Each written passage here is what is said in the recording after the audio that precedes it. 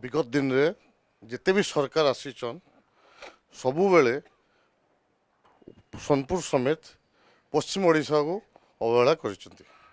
एटा हमको स्वीकार करियो पड़िबो। आज देखंतु पश्चिम ओडिशा विकास परिषद नारे गोटे ओडिशा सरकार पश्चिम ओडिशा वासी को गोटे लॉलीपॉप देइतिले। तार आज लक्ष्य कौन? पश्चिम ओडिशा विकास परिषद लक्ष्य कौन?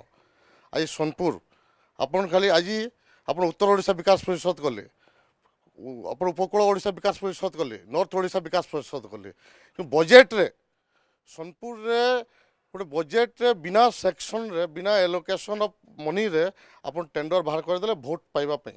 बहुत दुखर कथा। जो प्रतिनिधि माने जो सरकार को द्वारा एटा हेइतला तांको नाल क्रिमिनल केस हवा कथा।